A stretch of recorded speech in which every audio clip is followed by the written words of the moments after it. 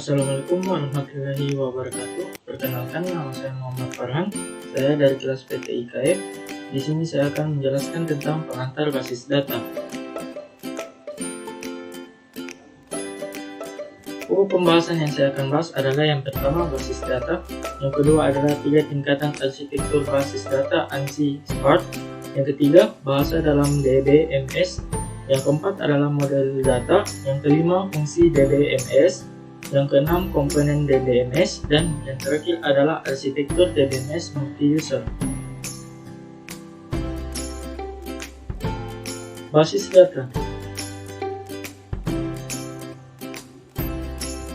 Basis data merupakan sumber informasi yang dapat dipakai bersama. Setiap pemakai membutuhkan pandangan yang berbeda terhadap data yang disimpan di dalam basis data. Tujuan utama dari sistem basis data adalah menyediakan pemakai melalui suatu pandangan abstrak mengenai data dengan menyembunyikan detail dari bagaimana data disimpan dan dimanipulasikan.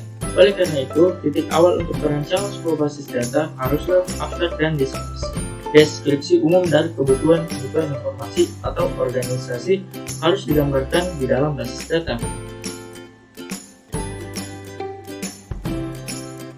Yang kedua yaitu 3 tingkatan arsitektur basis data ANSI SPART. Ada 3 tingkatan dalam arsitektur basis data yang bertujuan untuk membedakan cara pandang pemakai terhadap basis data dan cara pembuatan basis data secara fisik. 3 tingkatan arsitektur basis data. Yang pertama yaitu tingkatan eksternal atau external level. Tingkatan eksternal merupakan cara pandang pemakai terhadap basis data. Pada tingkatan ini menggambarkan bagian basis data yang relevan bagi seorang pemakai tertentu. Masing-masing pemakai mempresentasikan dalam bentuk yang sudah dikenalnya. Cara pandang eksternal hanya terbatas pada entitas, atribut, dan hubungan antar entitas atau relationship yang diperlukan saja. Yang kedua yaitu tingkat konseptual atau conceptual level.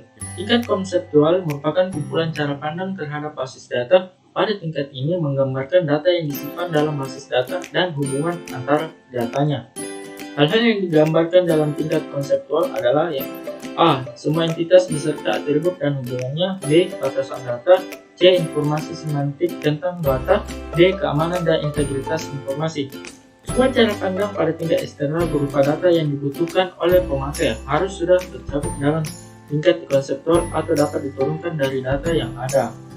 Deskripsi data dari entitas pada tingkat ini hanya terdiri dari jenis data dan besarnya atribut tanpa memperhatikan penyimpanan dalam ukuran byte. Yang ketiga yaitu tingkat internal. Tingkat internal merupakan perwujudan basis data dalam komputer. Pada tingkat ini menggambarkan bagaimana basis data disimpan secara fisik di dalam peralatan storage yang berkaitan erat dengan penyimpanan atau physical storage. Tingkatan internal memperhatikan hal-hal seperti berikut. A. Alokasi ruang penyimpanan data dan indeks. B. Deskripsi record untuk penyimpanan atau dengan ukuran penyimpanan untuk data elemen. C. Penempatan record. D. Penempatan data dan teknik encryption. Dan E. Data independence. Tujuan utama dari 3 tingkat arsitektur adalah memelihara kemandirian data atau data independence, yang berarti perubahan yang terjadi pada tingkat yang lebih rendah tidak mempengaruhi tingkat yang lebih tinggi. Ada 2 jenis data independence, yaitu physical data independence, bahwa internal skema dapat diubah oleh DBA tanpa mengganggu konseptual skema. Dengan kata lain, physical data independence menunjukkan kekebalan konseptual skema terhadap perubahan internal skema. Yang kedua yaitu logical data independence, bahwa konseptual skema dapat diubah oleh DBA tanpa mengganggu eksternal skema. Dengan kata lain, logika data independence menunjukkan kekebalan eksternal skema terhadap perubahan konseptual skema. Nah, prinsip data independence adalah salah satu yang harus diterapkan di dalam pengolahan sistem data dengan alasan sebagai berikut. DBA dapat mengubah isi lokasi perwujudan dalam organisasi basis data tanpa mengganggu program aplikasi yang sudah ada. Yang kedua yaitu pabrik atau agen peralatan atau software pengolahan data dapat memperkenalkan produk-produk baru tanpa mengganggu program aplikasi yang sudah ada. Yang ketiga yaitu untuk memindahkan perkembangan program-program aplikasi. Yang keempat, memberikan fasilitas pengontrolan terpusat oleh DBA demi keamanan dan integritas data dengan memperhatikan perubahan kebutuhan pengguna. Selanjutnya yaitu bahasa dalam DBMS atau Database Management System. DBMS adalah kumpulan program yang mengkoordinasikan semua kegiatan yang berhubungan dengan basis data. Dengan adanya berbagai tingkatan pandangan dalam suatu basis data, maka untuk mengakomodasikan masing-masing pengguna dalam piramid manajemen basis data biasanya terdapat bahasa-bahasa tertentu yang disebut yang pertama yaitu data subject. Dalam pengguna biasa dapat ditempelkan pada bahasa tuan rumah atau COBOL atau PL atau satu dan sebagainya. Secara umum, maka setiap pengguna basis data memerlukan bahasa yang dipakai sesuai tugas dan fungsinya. Dalam basis data, secara umum dikenal dua data subject. Yang pertama yaitu Data Definition List atau DDL yang digunakan dalam mendefinisikan struktur atau kerangka dari basis data. Di dalamnya termasuk record, elemen data, fungsi elemen, dan relasinya. Yang kedua yaitu Data Manipulation List atau DML, bahasa yang digunakan untuk menjabarkan pemrosesan dari basis data. Fasilitas ini diperlukan untuk memasukkan, mengambil, mengubah data. DML dipakai untuk operasi terhadap isi basis data. Ada dua jenis DML. Yang pertama yaitu Procedural DML yang digunakan untuk mendefinisikan data yang diolah dan perintah yang akan dilaksanakan. Yang kedua yaitu Non-Procedural, digunakan untuk menjabarkan data yang diinginkan tanpa menyebut bagaimana cara pengambilannya. Secara khusus, pengguna menggunakan berbagai bahasa program. Aplikasi menggunakan bahasa seperti COBOL, Informix, dan lain-lain yang ditempelkan dengan bahasa yang dipakai dalam DBMS.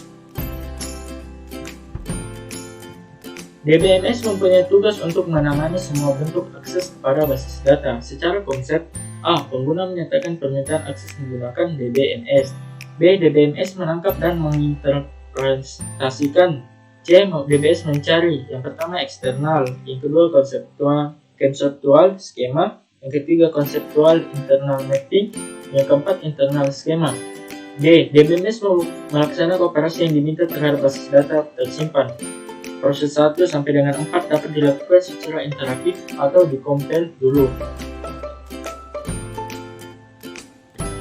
Nah, selanjutnya model data. Model data adalah kumpulan konsep yang terintegrasi yang menggambarkan data, hubungan antar data, dan batasan data dalam suatu organisasi. Fungsi dari sebuah model data untuk merepresentasikan data sehingga data tersebut mudah dipahami.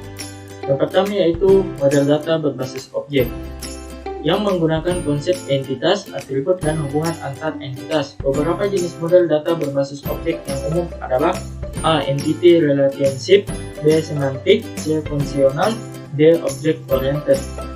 Yang kedua yaitu model data berbasis record. Model data berbasis record terdiri dari sejumlah record dalam bentuk yang tetap dapat dibedakan dari bentuknya.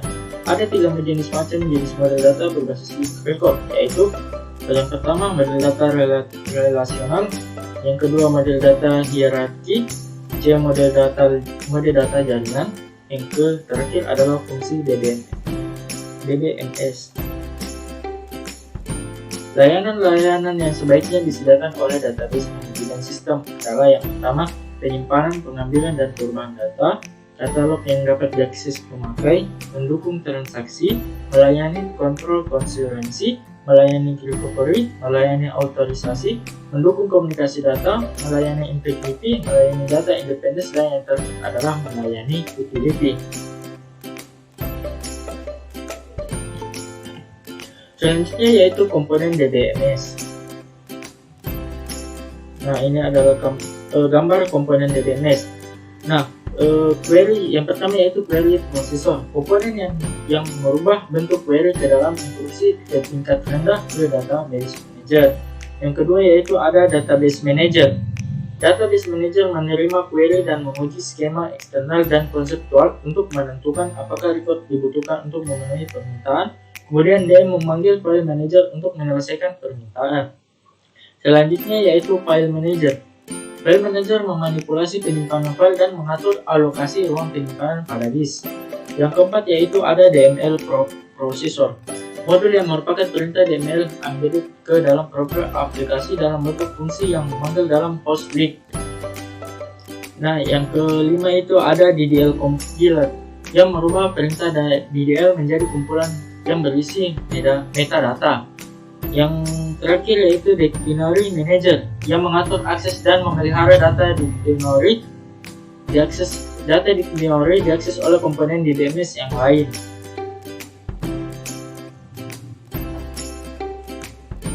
Nah, yang ini adalah komponen software utama Database Manager. Yang pertama yaitu Authorizer Controller yang memeriksa apakah pemakai mempunyai wewenang untuk menyelesaikan operasi. Yang kedua yaitu ada Command Processor, memeriksa apakah pemakai mempunyai wewenang untuk menyelesaikan operasi. Yang ketiga yaitu ada Integrity Checker. Untuk semua operasi yang merubah basis data, Integrity Checker memeriksa operasi yang diminta memerlukan batasan integritas.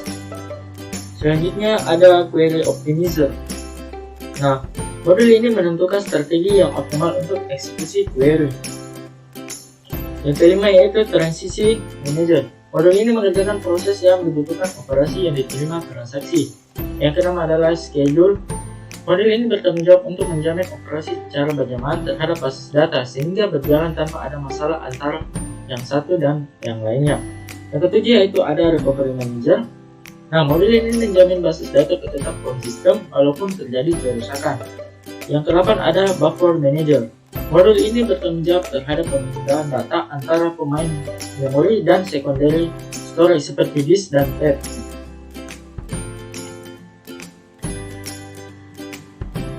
Selanjutnya yaitu arsitektur DBMS multi-user. Yang pertama yaitu teleprocessing.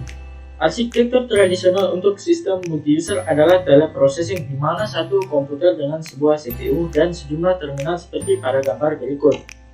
Nah, semua pemroses dikerjakan dalam bentuk batasan fisik komputer yang sama. Terminal untuk pemakaian berjenis dump yang tidak dapat berfungsi sendiri dan masing-masing dihubungkan ke komputer pusat. Terminal tersebut mengirim pesan melalui subsistem pengontrol komunikasi pada sistem operasi aplikasi yang bergantian menggunakan layanan DBMS. Nah, dengan cara sama, pesan yang dikembalikan ke terminal pemakai. Arsitektur ini menempatkan beban yang besar pada komputer pusat yang tidak hanya menjalankan program aplikasi tetapi juga menyelesaikan sejumlah pekerjaan pada terminal seperti format data untuk tampilan di monitor. Nah, yang kedua yaitu ada file server. Proses didistribusikan ke dalam jaringan sejenis LAN atau local area network. File server mengendalikan file yang diperlukan oleh aplikasi dan DBMS. Meskipun aplikasi dan DBMS dijalankan pada masing-masing workstation, tetapi tetap meminta file dari file server jika diperlukan. Dengan cara ini, file server berfungsi sebagai sebuah hard disk yang digunakan secara bersamaan. Kerugian arsitektur file server adalah: yang pertama, terdapat lalu lintas jaringan yang besar. Yang kedua yaitu masing-masing workstation membutuhkan kopi DBMS.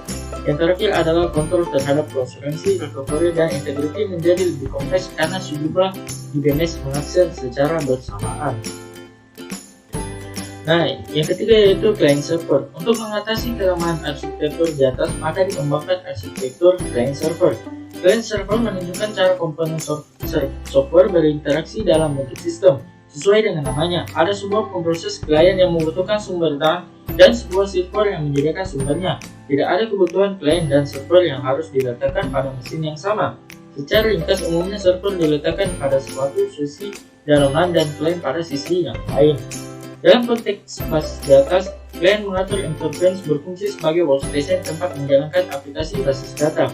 Klien menerima permintaan pemakai, memeriksa sintaks dan generate kebutuhan basis data dalam SQL atau bahasa yang lain. Kemudian meneruskan pesan ke server menunggu respon dan berbentuk respon untuk pemakai akhir. Server menerima dan proses permintaan basis data kemudian mengembalikan hasil ke klien. Proses ini melibatkan proses autorisasi, jaminan integritas, pemeliharaan data dictionary, dan mengerjakan query serta proses update. Selain itu juga menyediakan kontrol terhadap konsistensi dan recovery. Nah, ini adalah beberapa keuntungan jenis arsitektur ini. Yang pertama yaitu memungkinkan akses basis data yang besar, menaikkan kinerja. Jika klien dan server diletakkan pada komputer yang berbeda, kemudian CPU yang berbeda dapat memproses aplikasi secara paralel. Hal ini mempermudah merubah mesin server jika hanya memproses basis data. D yaitu biaya untuk hardware dapat dikurangi. Hanya server yang membutuhkan storage dan kekuatan proses yang cukup untuk menyimpan dan mengatur basis data. F yaitu biaya komunikasi berkurang. G aplikasi menyelesaikan bagian operasi pada klien dan mengirimkan hanya bagian yang dibutuhkan untuk akses basis data melewati jaringan, menghasilkan data yang sedikit yang akan dikirimkan melewati jaringan. H meningkatkan kekonsistenan. I serta dapat menangani pemeriksaan integritas sehingga batasan perlu didefinisikan dan validasi hanya di suatu tempat. Aplikasi program mengerjakan pemeriksaan sendiri. J map ke arsitektur open system dengan sangat alami. Yang keempat itu data dictionary, adalah tempat penyimpanan informasi yang menggambarkan data dalam basis data. Data dictionary biasa disebut juga dengan metadata atau data mengenai data. Modul pengontrol otoritas menggunakan data dictionary untuk memeriksa apakah seorang pemakai perlu mempunyai wewenang. Untuk mengerjakan pemeriksaan tersebut, data dictionary menyimpan yang pertama A. Nama-nama pemakai yang punya wewenang untuk menggunakan DNS.